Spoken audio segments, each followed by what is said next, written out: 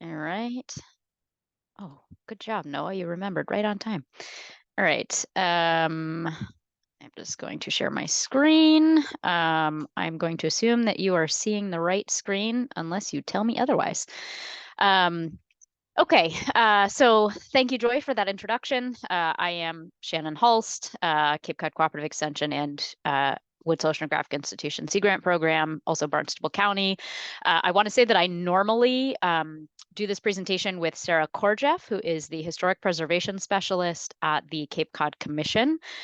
Sarah and I started doing this dog and pony show in 2017 when a local realtor brought it to Sarah's attention that historic structures were being torn down and totally rebuilt new because there was a misunderstanding of how historic structures should be treated under floodplain regulations. So Sarah and I normally do this together, but Sarah was unavailable today. And we've become quite familiar with each other's pieces of this work. So I'll be presenting for both of us today. So to just get started, to give a little context, so I'm not going to give much context on the flood risk side because we're all flood folks here, so we understand that, but the historic context a bit more. So we looked into how many historic structures we actually had in the floodplain, how big of an issue was this going to be. We have roughly 2,300 or 20% of the inventoried historic structures on Cape Cod are in the floodplain, so we decided this is a significant enough issue for us to look into. Inventoried is different than qualifying. I'll get into that, but we still have a whole lot of qualifying structures as well. The Cape Cod Commission has put together several of these slides, the last one and this one being among them. They do great things with data. And so this is just another way of looking at those inventoried structures that we have in floodplains on Cape Cod. So as we work with our individual towns, they get more of an idea of the number of structures that they're actually dealing with here. So another way to look at this, zooming in on one town, Provincetown is by far our most significant town that we work with. We have over 500 qualifying structures in the floodplain in Provincetown. So we work with Provincetown a whole lot. Provincetown is on the cutting edge of this for us. I will say we also work with Nantucket on it quite a bit. But since Nantucket is not Barnstable County, don't work with them quite as directly. So Provincetown is at the forefront for us. So this just gives you an idea of an overlay between, again, the inventoried buildings and the floodplain in part of Provincetown. So what is our big issue here? Why are we talking about this? Well, of course, we have historic structures that are important cultural assets, but many of them are at risk from both today's floods and future sea level rise. So how do we protect them? We want to protect them because they are relevant to our community character, especially here on the Cape, but in a lot of your communities too. We have historic districts, historic centers that are really integral to the character of our communities, and we don't want that to go away, even though we know that things have to change with future flooding, and we want to protect those assets and those resources. We don't want them to completely disappear. So we want to find a balance between both protecting those structures and ensuring their longevity and making sure that they remain in some form. So I'm going to go into a little bit into the historic exemption, just assuming you're not all experts and you don't spend as much time with this as I have in the last several years, before we dive into some more practical applications. So substantial improvement, you all know what substantial improvement means, so I'm not going to go over the definition, but generally 50% or more of the market value put into a structure. Essentially, it means that if you do that, then the structure has to be brought up to code. But by definition, that does not apply to historic structures. So what does it mean to have a historic structure? And this is one of the critical pieces of this presentation. So everything that's called out in blue here, that is what's relevant in Massachusetts. And I've just kind of cut through some of the legal language, but relevant qualifying historic structures in Massachusetts are listed individually in the National Register of Historic Places. So great, we've got a whole lot of those. certified or preliminarily determined to be certified as contributing to the historical significance of a registered historic district, a National Register historic district. So those two things are the most relevant. So those are what you really want to look for if you're dealing with historic structures. And there's something called MACRIS, the Massachusetts Cultural Resource Information System. And that's where you can find this. You can put in the address of a property to see, is it listed on the National Register, and is it contributing. So it'll either have a C or an NC next to it, contributing, not contributing.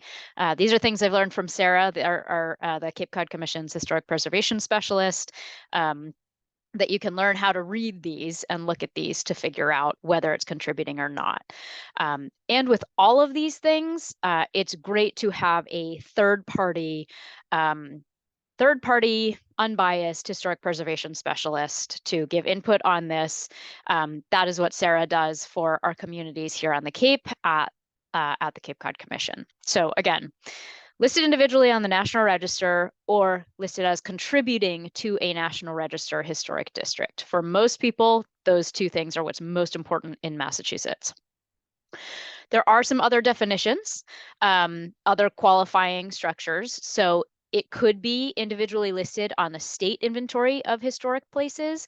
However, the Massachusetts state inventory is just a reiteration of the National Register and some local lists. So the state is, there's nothing additional on the state. So we don't look at the state because we want to go to the source. So stick with the National Register or some local districts.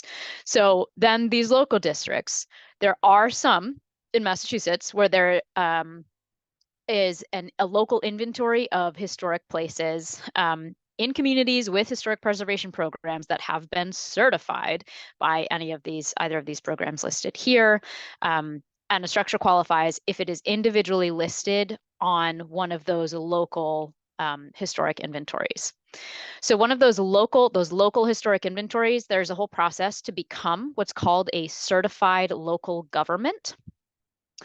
Here's a list of the certified local governments in Massachusetts. So if your town is on here, then your town qualifies to have those individually listed structures that might not be on the National Register. They might not meet that threshold, but your community still deems them of historic value.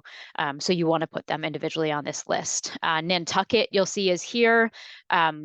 Nantucket recently became a certified local government exactly for this reason, because they have a lot of flood risk and they were seeing structures that were not listed on the National Register, but that they found were locally significant, historically significant, and that they wanted to protect in other ways. So you can go through the process and become a certified local government. Exactly what the process is a little outside of my expertise as a historic thing, but it is possible, and any of these towns do now have that designation. Okay, so there is the exemption. This is both in the National Flood Insurance Program in 44 CFR. Or that is where this exemption lives, that we have taken into the Massachusetts State Building Code. So this is what the exemption in 44 CFR 60.6a says, that it can only be invoked if the proposed repair or rehabilitation will not preclude the structure's continued designation as a historic structure. Very important. If you make it so that your structure is no longer qualified to be on one of those listings that I just talked about, then the exemption goes away too. The exemption to the substantial improvement rule.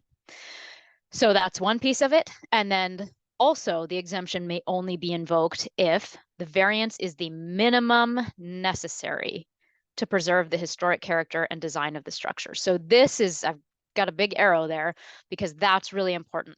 People understand that the exemption can't allow, or nothing can allow for the precluding of the historic designation. That's pretty clear to understand.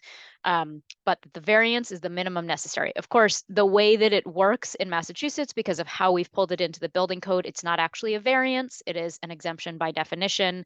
But the way that we're using it on the Cape and the way that it makes sense to us is that it's the exemption has to be the minimum necessary. So basically, what this means for us, the way we have been using it, is that any work being done on the structure, so must not nullify its historic designation, or else the exemption does not apply. We've been over that.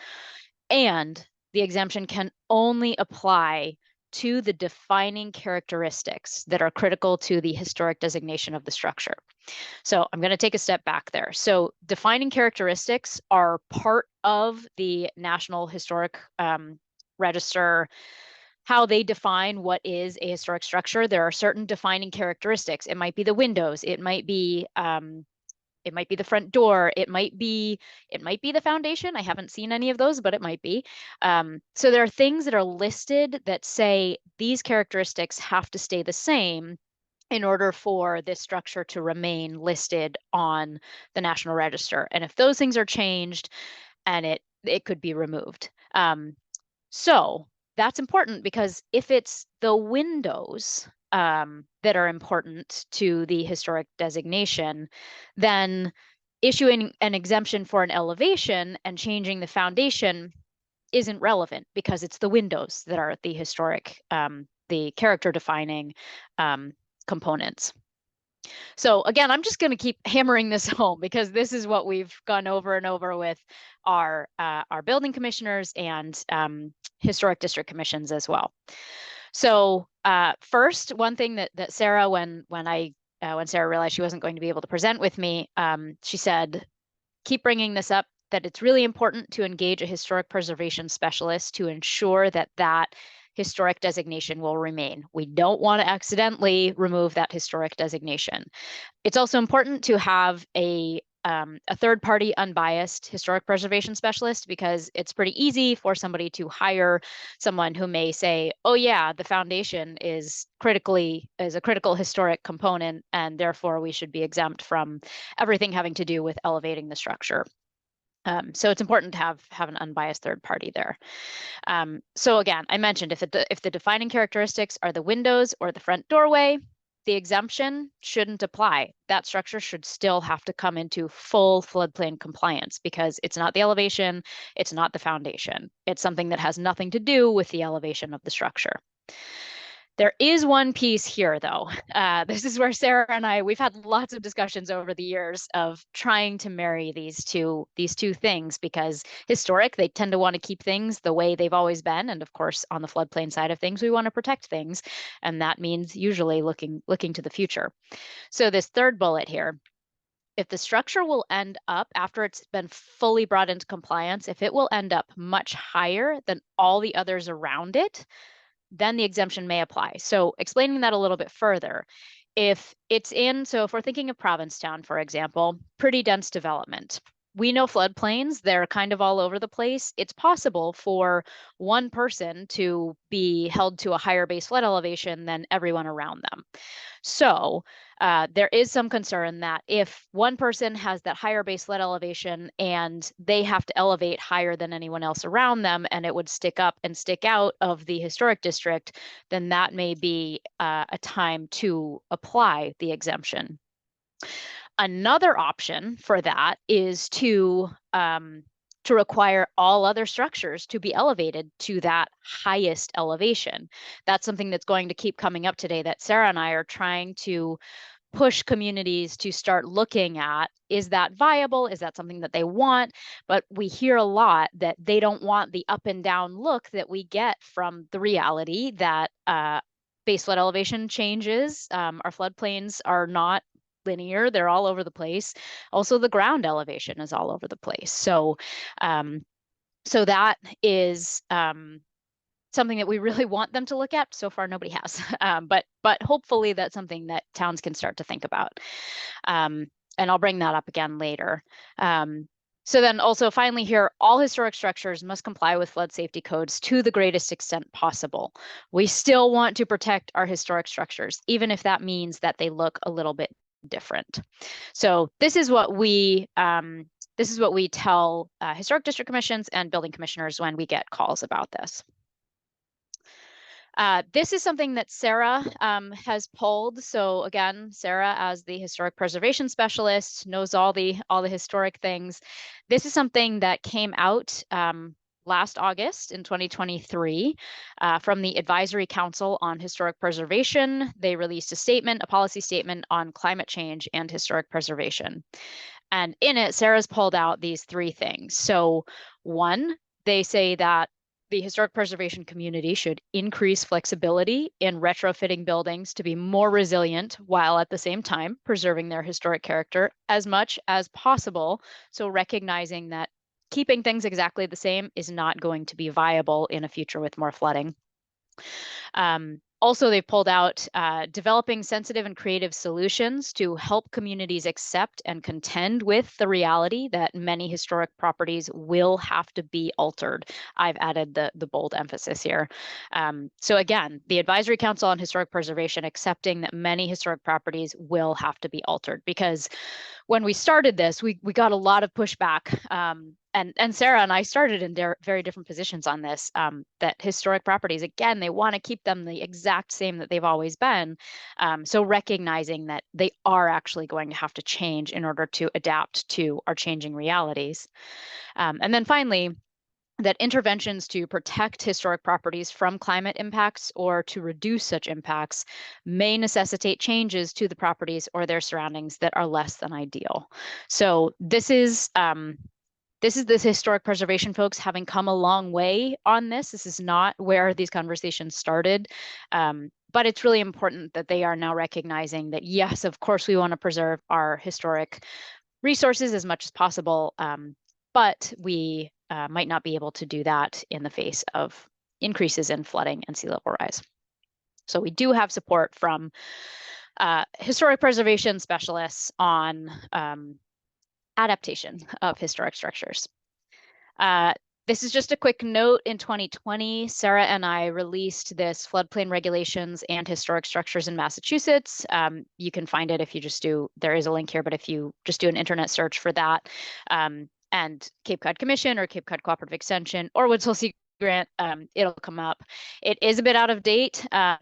The certified local governments have 5 more have been added since we did this, and we have evolved a bit on how we respond. There's a frequently asked questions section, and we've evolved a bit on how we respond to some of those questions. So it's a little bit out of date, but it is a great quick resource for the definition of qualifying historic structures. There are also some other resources listed there, and there's still some really good information on that. So feel free to look at that. Also, my contact information and Sarah's contact information are on there as well if you have questions for us. So moving into the practical application. So first, I'm going to talk about something called design guidelines, flood area design guidelines for Cape Cod. This is a document that was released by the Cape Cod Commission last spring, I think. And it was multiple years of work that went into it, looking at different neighborhood types, different structure types, and trying to find ways to encourage flood adaptation while preserving aesthetic characteristics that are important to both historic structures and structures on Cape Cod. Again, community character is a big reason that a lot of folks want to be here on Cape Cod, and also in several communities off Cape. We have lots of quaint New England communities that we like to continue having looked that way. So this guide walks through all kinds of things to help with that. And it was put together by the Cape Cod Commission. I was heavily involved in it as well. It was a great team effort to get this out there, and it's a wonderful resource. So just to give you an idea, I don't want to spend too much time on this. but just to give you an idea of what's in here if you do want to go seek it out yourself.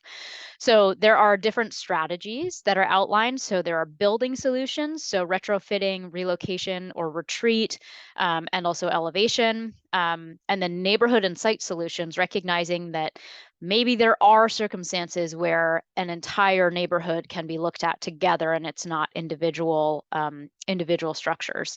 So temporary site barriers or permanent site barriers, those are very site specific. They will not always work. We do not want to push floodwaters onto any neighboring properties, so it's very site specific, and that's clear in this document. And then also landscape solutions or a green infrastructure.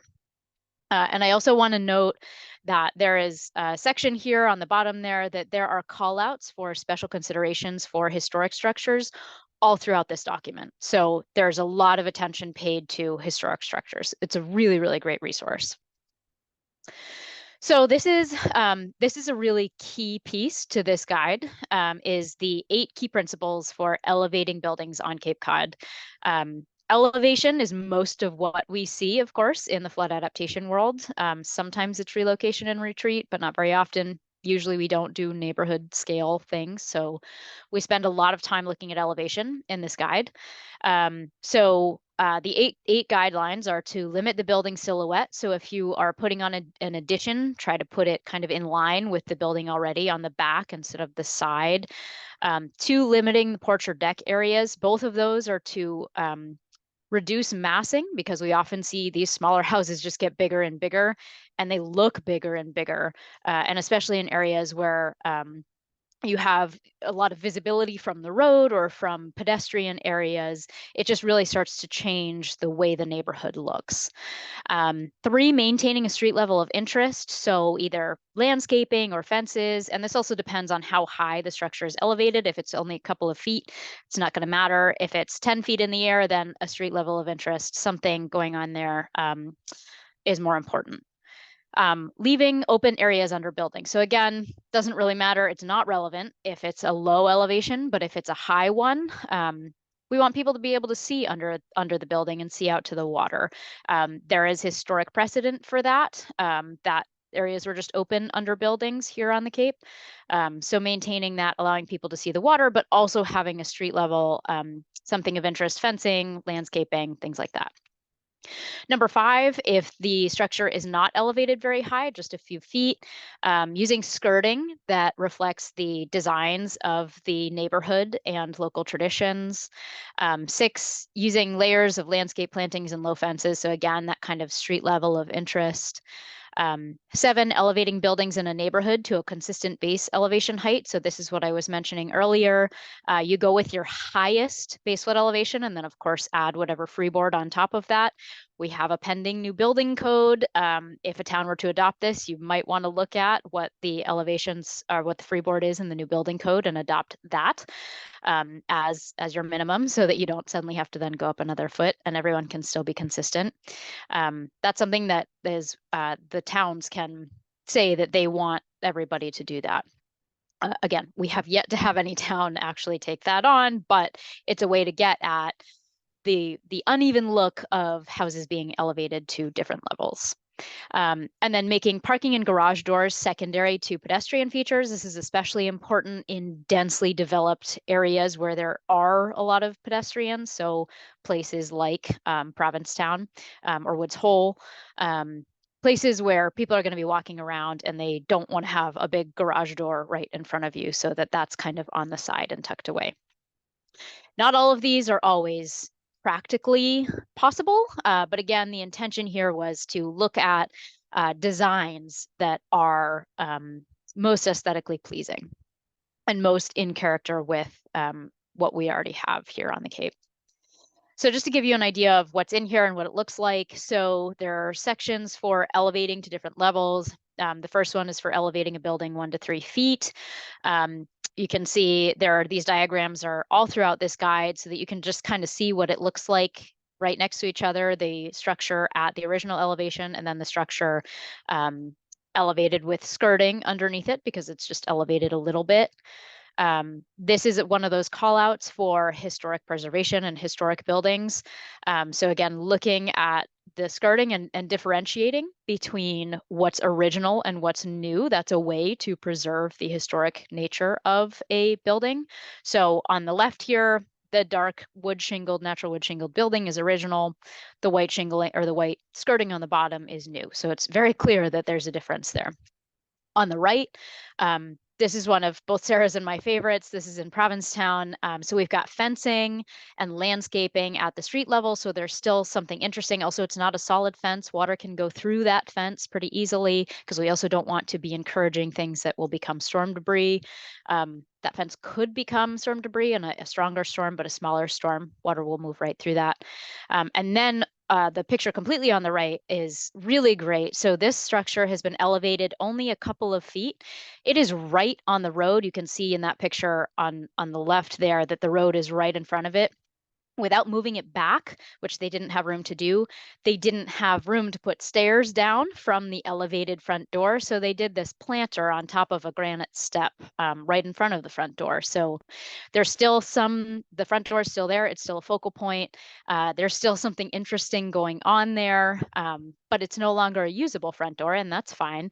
But there's still something interesting, still something aesthetically appealing there, even though they can't have stairs and they can't still use it.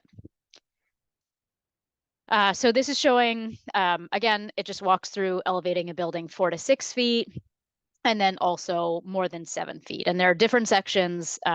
There's a lot of information in each of these sections to talk about different things that you can do there. In elevating more than 7 feet, considering alternatives to elevation in significant natural and cultural resource areas. So at the bottom two, retreat or relocating, just pulling it out of the floodplain. In some commercial buildings, perhaps dry or wet floodproofing, because if they do qualify for the historic exemption, then they would be allowed to do that. Having temporary or permanent barriers, flood protection barriers, or removing a portion of the building, just if part of it is in the floodplain, pull that part out of it.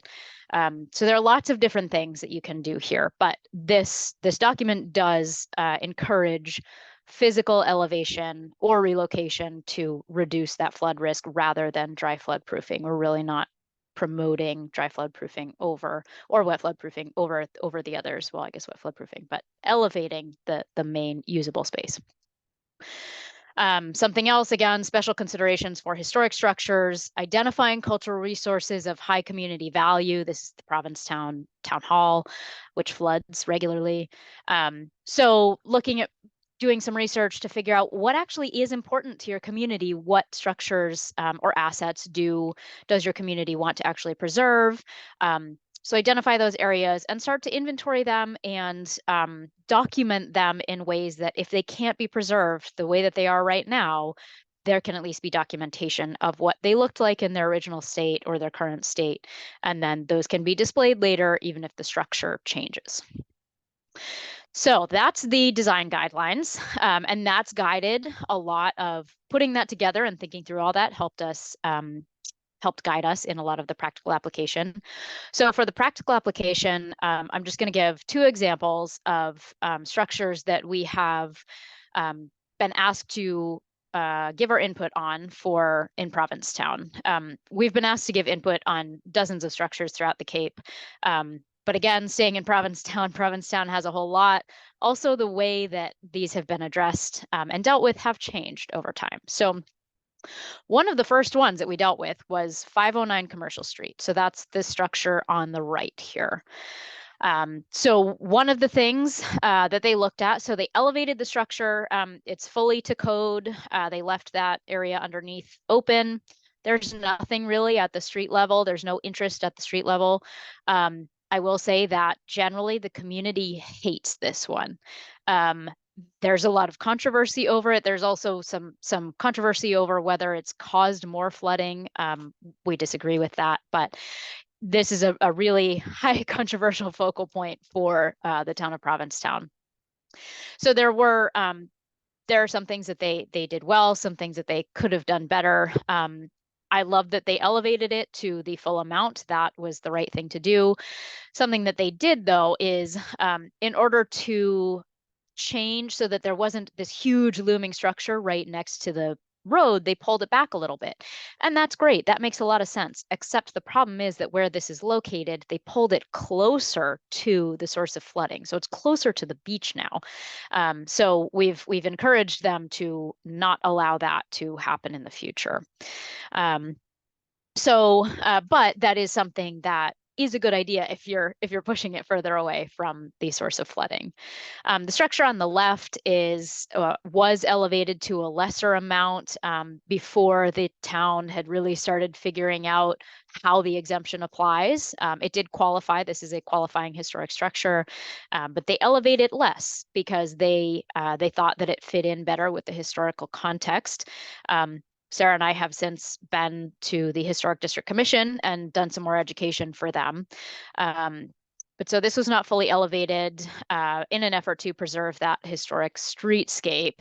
And so now we're trying to help the Historic District Commission think a little bit more about what they could have, what it could look like being safe from flooding and really preserving these historic structures.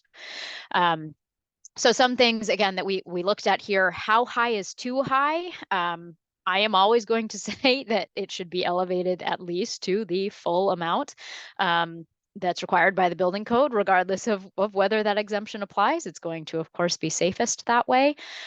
But are there historically significant things here that would require it to be elevated to a lower amount? They're very rare, but it could happen. And then also, again, should an elevated building be set back from the road? Depends on the land around it. In a lot of cases, if you're pulling it back from the flood risk source and you have the space on the lot, great. That really helps with massing and perspective from the road if it's a pedestrian area or just an area that people like to drive through. But we don't want to see structures pulled closer to the source of flooding.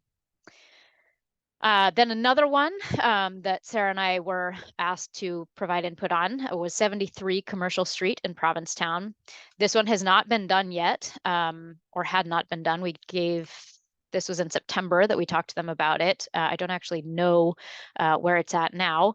But again, the question came up of how high is too high? The Historic District Commission really struggles with elevating these structures to their maximum amount because the structures around them haven't elevated yet. So they just stick up. So we try to encourage them to think into the future and say, right, but eventually there will be a lot more elevating of these structures and they're a lot safer. So think about what it's going to look like in the future. Should an elevated building be set back from the road? This was a huge point of discussion with this structure because it hadn't been done yet. You can see that this one is also very close to the road, and if they elevate it, they will need stairs. So again, that front door will become not really usable. Something else that that's in the design guidelines is you can put just like a little deck out in front of it so that you can still go out there and have your coffee and wave hello to your neighbors as they walk by underneath you. But you're not going to be walking down to the street, at least not straight out. The stairs might go sideways. That's another way to do it. Or you add entryways to the side. This one wanted to do an addition that the addition would stay within the footprint of the existing structure. But if they pulled the whole thing back, it was also moving closer to the beach. You can see the red star in the flood map there shows where it is. It's right on the edge of the harbor. It would be pulled closer to the harbor. And so Sarah and I strongly encouraged them not to pull it closer to the harbor.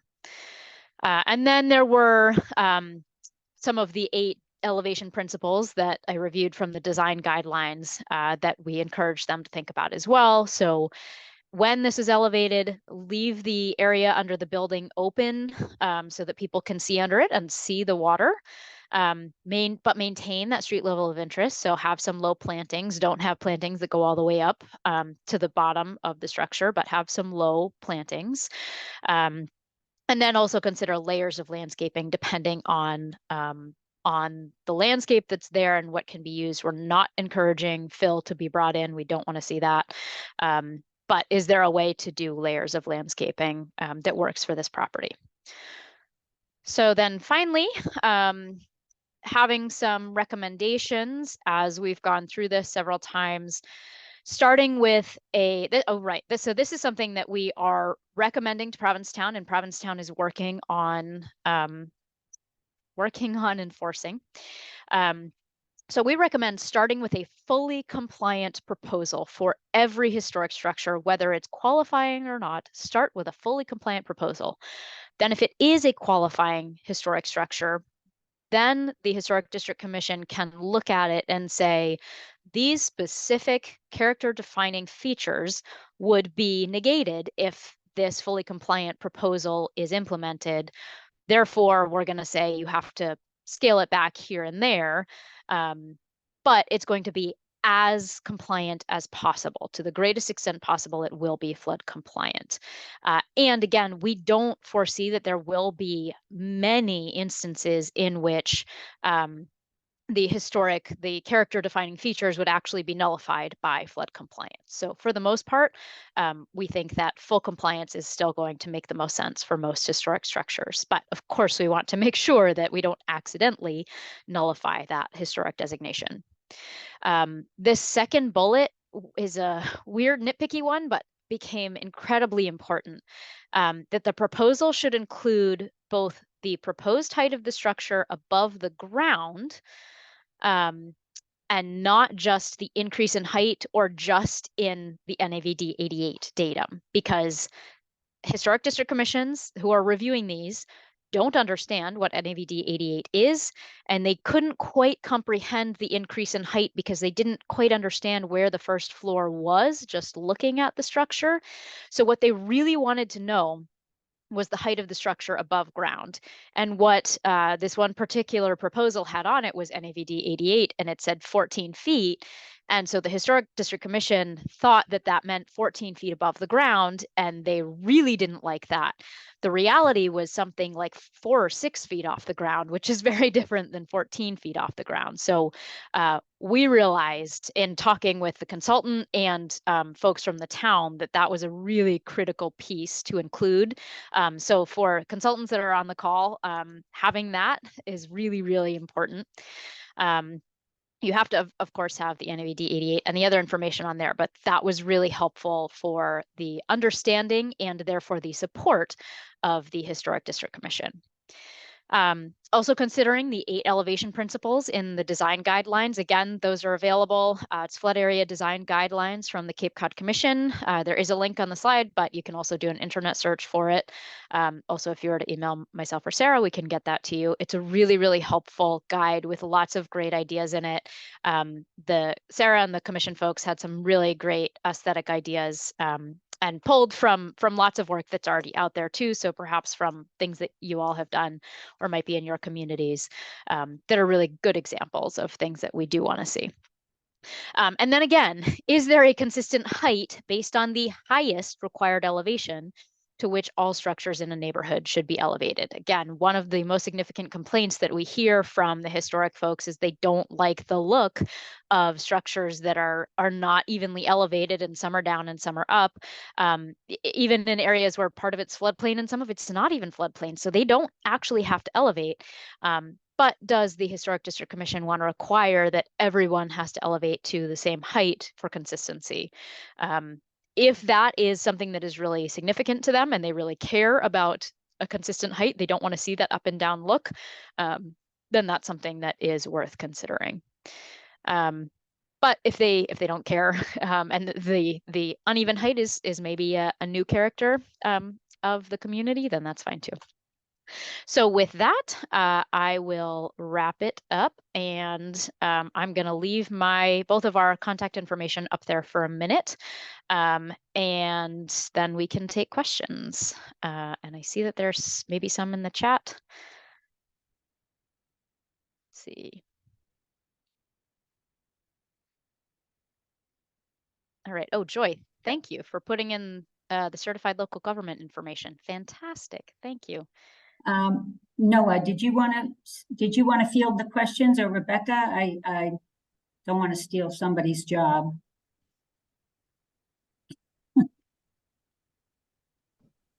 I think you can do it. I would say if anybody has questions, You can put them in the chat. You can click on the little reactions button at the bottom of your screen in order to raise your hand, or you can just turn on your video and raise your hand. Thank you, Zach, for giving us an example of how to raise your hand. Hey everyone, thank you. Shannon, great presentation. Good to see you. Question, who is approving these variances? Is it through the local building inspector or are they going through the HDC? And then what documentation should be provided in the file? So they're not actually variances. That language is from the Code of Federal Regulations, but the way that Massachusetts does it, it's an exemption in the building code. So it's not actually a variance. It's just I took the language verbatim, but it's not actually a variance. But who approves what the historic, what's allowed to be done with the historic structures? The Historic District Commission has to approve it, and the building commissioner has to approve it. I haven't seen any zoning actually would, if you're talking about moving the structure on the parcel, zoning would also have to approve it. But historic is usually the one that has the most say in the appearance of the structures in these cases. All right, thank you. Sure. Noah. Thank you. Thanks, Shannon. So similar to Zach's question, I guess, so the requirements, sorry, the exemption. So does the exemption, can you clarify a little bit with how the exemption applies? You're saying it only applies if the floodplain, if the alterations to the building to make it floodplain compliant would impact the kind of historic character of the building, as opposed to just any historic building is automatically exempted from floodplain requirements? Right. So the way that the Massachusetts building code is written is it's just an exemption that qualifying historic structures are exempt from substantial improvement. But if you go look at the Code of Federal Regulations and the way that that's written, it says that only those features that would, oh my gosh, now, and I don't have it right in front of me anymore. So it's, you can only, yeah. Right. So you have to protect, the character defining features that basically allow it to be designated as a historic structure. So windows, front door, whatever it is, those have to be protected. And if that means that the elevation or whatever flood compliance stuff, if it's putting flood vents in the foundation, if it's something about the foundation is the character defining feature and flood vents are going to destroy that and negate their value as that character defining feature, then you would exempt the flood vent compliance and do something different. So it's those character defining features that are critical in determining what should be exempt from flood compliance. Okay. I know Thanks. it's taken me years to make sure I fully understand this. So I get it. I could just, I guess I feel like I could have other questions and spend all day just talking about that, but I guess it seems like there needs to be like a lot of education and kind of understanding of just, just because it's historic doesn't mean that it's exempt completely. And then Correct. Really digging down into all of that, I could imagine being a heavy load. But I can exactly. And that is why it is really important to have a historic preservation specialist on board, because we're flood people. We don't know how to figure this out. This is not our area of expertise. It's not your building commissioner's area of expertise either. They need guidance on this. And sometimes the National Register is pretty clear and sometimes it's not. So having a third party, unbiased historic preservation specialist to say, here's what's important to keep this as a qualifying historic structure is really, really important. Like we cannot do it without that. Thanks. Yeah. Ben, you had your hand up before. Did you have a question? Yes. So Shannon, great presentation. Very informative. One quick question is, are you aware of any like similar guidelines in Massachusetts to this Cape Cod one? I am is this the first and only like guidelines regarding flood area design? As far as I know, yes. Okay, then the follow-up question, are you aware of like similar stuff in Rhode Island and Connecticut? Have you used so them as references, you know, when right. developing this? Yes. So, and actually I should, I'm going to walk that first comment back a little bit. So the, there's a conference, History Above Water, is a historic conference that looks at historic structures in the floodplain. It was most recently hosted in Salem. It's been hosted in Newport. It's been in different places. And when we started this, we pulled heavily from that. Okay. And some of those ideas are also in the design guidelines, are also based on things in that. They're also, this is going back years when we started this, post Hurricane Sandy, there were also a lot of design, kind of design charrettes that they were looking at for, you know, after the communities had really been destroyed in Hurricane Sandy, how to, especially I'm remembering one on Long Island that they really valued community character, and they wanted to bring back some of that community character while also preserving, obviously making it safer from flooding because they'd just been destroyed. So yes, there are other things out there that speak to aspects of this. Okay, great. Thanks. Yeah. I think Ellie was next. Thank you. Thanks, Shannon. That was awesome. I am curious if this has ever, like if you've seen the opposite impact where there is a historic structure and somebody wants to elevate it or flood-proof it in a way that the Historic Commission says you can't do that. Is that possible that would happen? I have seen that. So it is possible. When that happened, I was asked for my thoughts on that, and my thoughts on that were, that seems like a liability to tell somebody they cannot fully protect their structure from flooding, and their town council also held the same opinion. So I'm not an attorney. I can't actually. Right. I'm not. Yeah. That is not, and I have no jurisdiction on anything. So you can ask my opinion, and then you can throw it away just as quickly. But that was the general thought when that did happen. Yeah. Mary Beth. Yeah. Unless. Was there somebody else that wanted to go first? Nope, waiting for you. Okay. Excellent. Thank you so much, Shannon. That was fantastic. You know, of course, this is the emergency manager in me. So in the example you gave where the front door was no longer usable, I'm assuming it's either A, still functional because of a fire egress, like in the event of a fire, they couldn't board it off.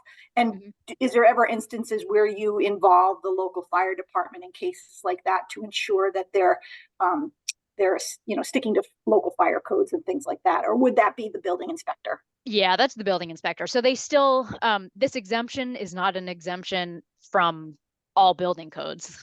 So they still have to comply with everything else. So they still have to have their 2 egresses and all that stuff. Yeah. Yep. Thanks. Yeah. Joy.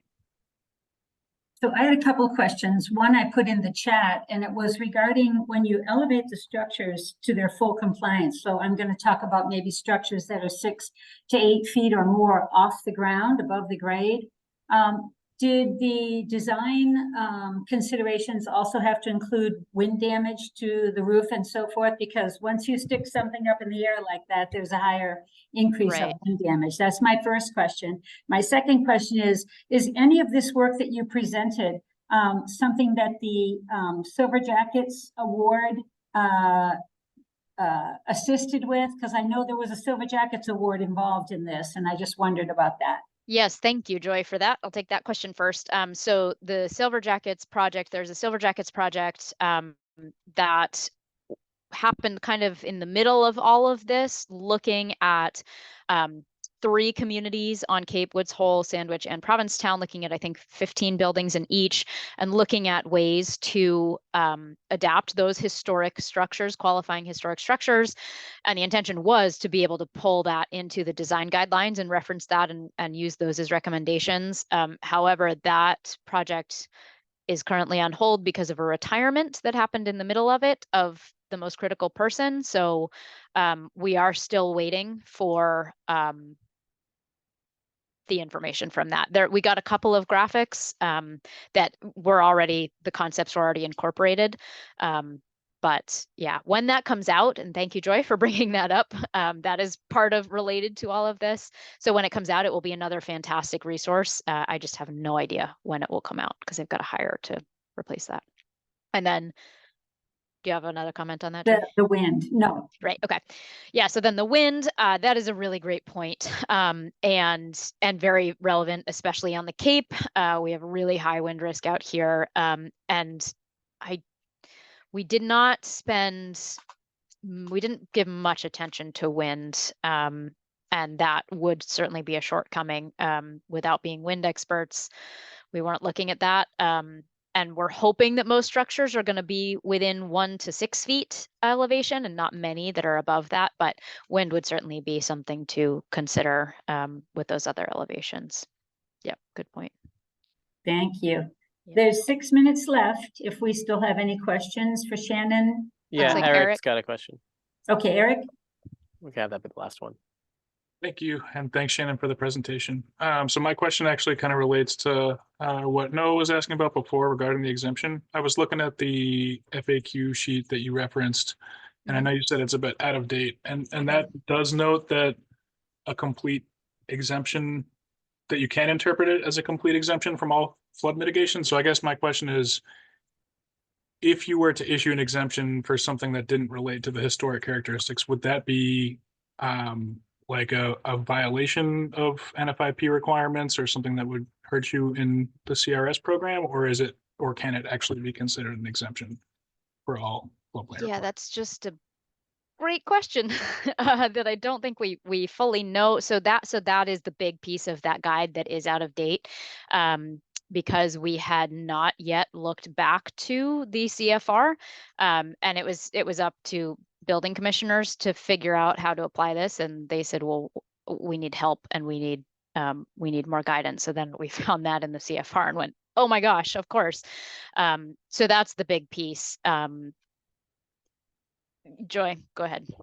Well, I was just going to say Eric Carlson is in the group today if he wants to say something about that. I think that from Eric's point of view, Eric, if you want to jump in, I'm pretty sure that there are many communities, Eric Flint, where the building official does use that exemption as a full exemption of anything. Eric, do you want to talk about that, Eric Carlson?